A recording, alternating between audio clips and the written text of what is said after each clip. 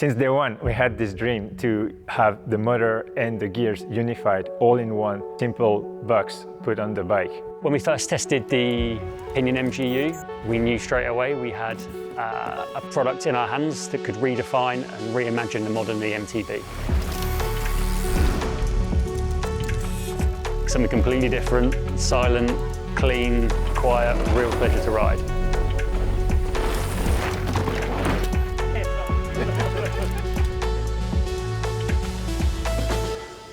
The project was radical for us. It was completely opened up our horizons with the centre of gravity so low in the bike, and without the rear derailleur, it really allowed us to have a lot more fun reimagining the way you ride. The MGU offered a new approach to design the bike. We really started from the paperboard to rethink everything, and in terms of kinematics, stiffness, everything, we could optimize everything to just create the bike we wanted to ride that is super fun to ride, like the most technical climbs, but also when the slopes goes down.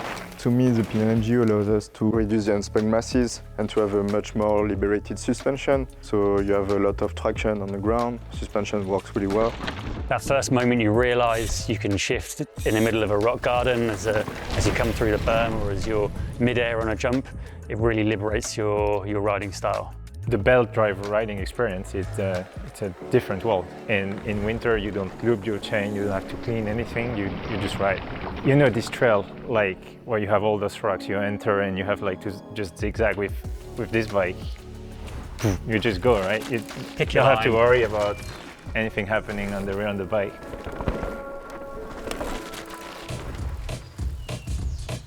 With the Franken bike, we can test the geometry, the cinematics. So we can change the position of the shock, we can change the size of the wheel, we can change the position of the motor or something like that. We had an idea of what we wanted to do, and the Franken bike allowed us to validate the concept and the numbers we decided for this frame.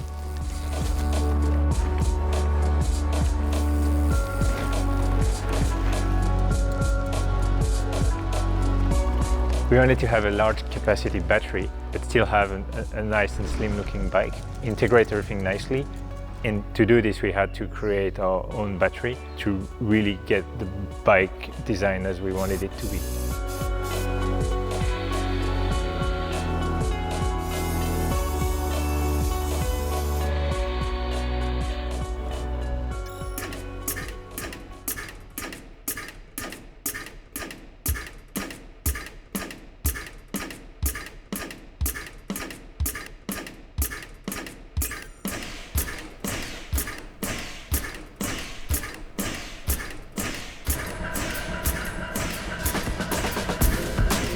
We have two ways of testing. The first way is the lap test. We can test on the whole duration of the bike, some parameters like the resistance, the stiffness, and some scientific stuff. After, we have also the field testing, so it's really important for us too, because it's how the bike feels in reality and in the real life. So like that we can have the perfect bike.